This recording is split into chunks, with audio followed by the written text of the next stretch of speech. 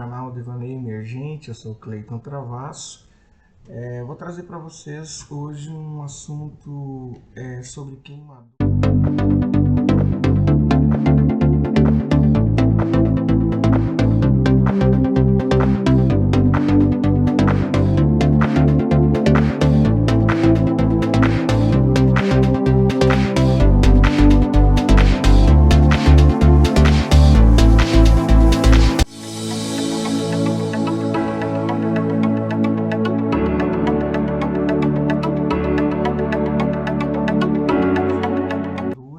E como referência, no próprio acesso ao GOV, ao site do governo federal aqui do Brasil, você tem a cartilha de queimaduras que eu vou apresentar para vocês agora. Então, a cartilha de queimaduras, de emergência em queimaduras, ela vem do Ministério da Saúde, né? Ela foi desde 2012, atualizada, de traz que queimaduras elas são lesões decorrentes de agentes, e esses agentes podem ser térmico, químico ou elétrico.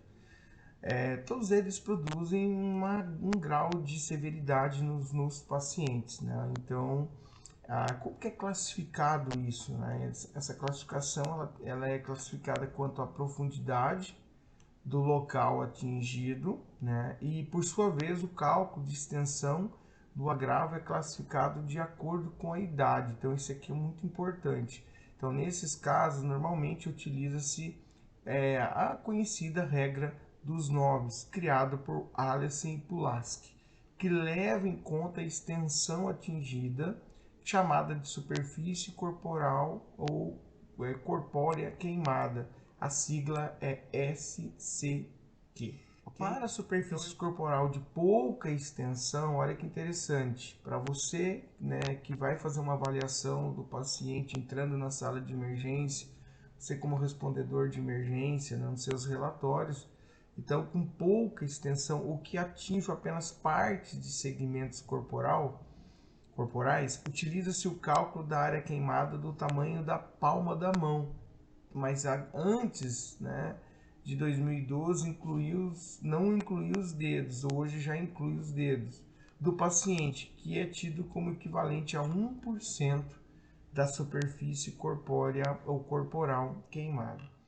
Então, como que eu calculo quantos por cento de queimado tem aquele paciente, aquela vítima? É a palma da mão do paciente, incluindo os dedos, equivale a 1% da superfície corporal queimada. A avaliação, então, dessa extensão de queimadura em conjunto com a profundidade, ou se tem uma lesão inalatória, ou politrauma e outros fatores de gravidade do paciente, que vão também determinar a gravidade dele. Então, ele vai falar aqui da pele, os anexos, o tratamento de emergência de queimaduras. Então, primeira coisa, interrompa o processo de queimadura. Claro que tem técnica para isso, manta térmica, depende do tipo de queimaduras. Remova roupa suja, joias, anéis, piercing, prótese. Cubra a lesão com tecido limpo. Por que eu tenho que remover? Por conta do processo inflamatório aqui, edema, inchaço. Quando é vias aéreas, o tratamento de emergência, avaliar a presença de ovácea ali também, ou qualquer tipo de obstrução. Aspire, se necessário, as vias aéreas do paciente, administrar 100% de O2. Quando há uma suspeita inalatória de queimadura em ambiente fechado, acometido principalmente na face, presença de ronquidão, estridor, escarro carbonáceo, paciente elevada a 30 graus, como indicação para melhor conforto respiratório, e usar a escala de coma de Glasgow, no caso, se o paciente tiver uma escala de Glasgow menor que 8, é indicação talvez para uma ventilação mecânica ou intubação, e o normal é de 80 a 100, isso através da gasometria. Então é importante dar uma olhada aqui, se for abaixo de 60, é um complicador. E a pressão parcial do dióxido de carbono, se for maior que 55 na gasometria. Lembrando que na gasometria, o normal, a pressão do dióxido de carbono é de 35 a 45. Então, importante aí. Quando houver edema importante na face e na orofaringe, né, é considerado grave. Queimaduras no tórax, membros superiores e inferiores, verificar a perfusão distal, né, do aspecto circulatório, oximetria de pulso como parâmetro. Então, observar tudo isso e a evolução do paciente. Avaliar os traumas, expor essa área queimada e aí o acesso venoso. Então, para o acesso venoso, preferencialmente calibroso, mesmo em área queimada, somente na impossibilidade dessa, realize o acesso venoso central. Então, instalar uma sonda vesical de controle de diurese, né? Acima de 20% da superfície corpórea queimada no adulto ou 10% em criança. Então, se eu tenho mais de 20% da superfície corpórea queimada no adulto, então, de fato, eu preciso instalar ali como um parâmetro uma sondinha vesical de demora também.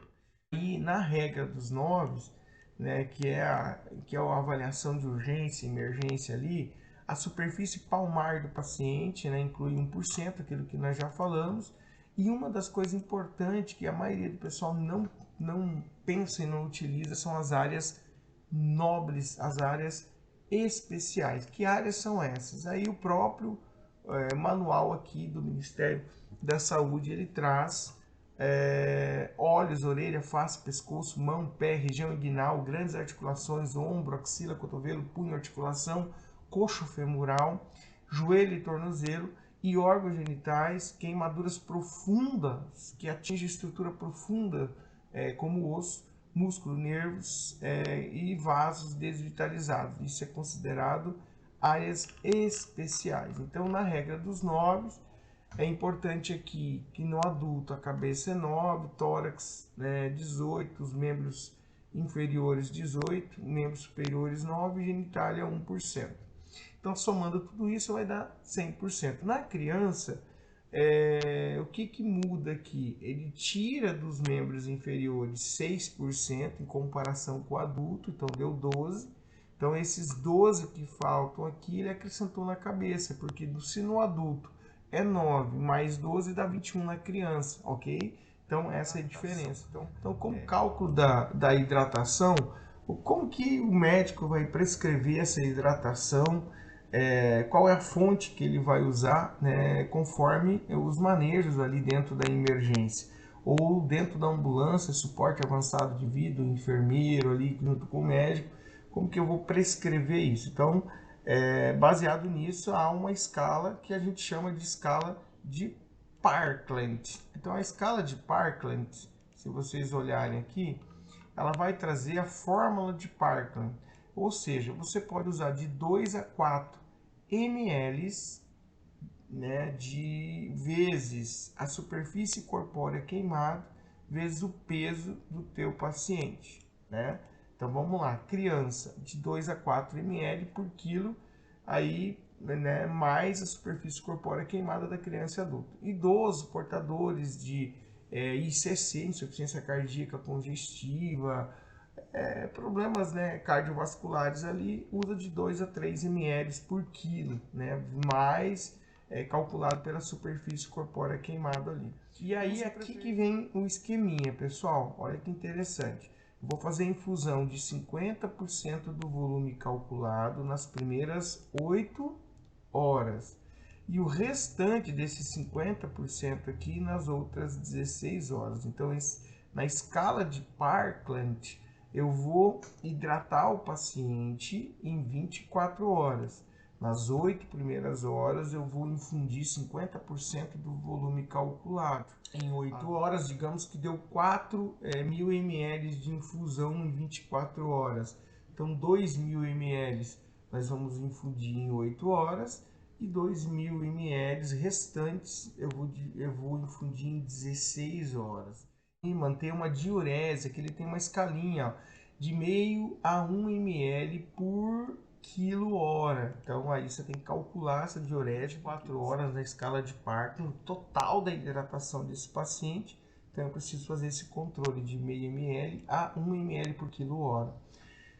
quando eu tenho, por exemplo, trauma elétrico, né, queimaduras por eletricidade, mantenha a diurese aqui, muda um pouquinho, 1,5 ml por quilo-hora, até o clareamento da urina. Então, por isso que você passou uma sondinha ali de emergência, né?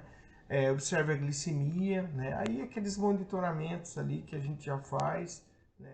Lembrando que a escala de Parkland eu vou usar de 2 a 4 ml aí, né, por quilo, vezes a superfície corpórea queimada. Isso vai me dar um volume. E esse volume, metade eu administro em 8 horas e a outra metade eu vou administrar em 16 horas, totalizando 24 horas de hidratação, passando sondinha e observando a diurese, né? Então, se não for uma queimadura elétrica, de causa elétrica, eu vou usar como cálculo da diurese meio ml por quilo-hora de diurese. Se for causa elétrica, 1,5 ml por quilo-hora.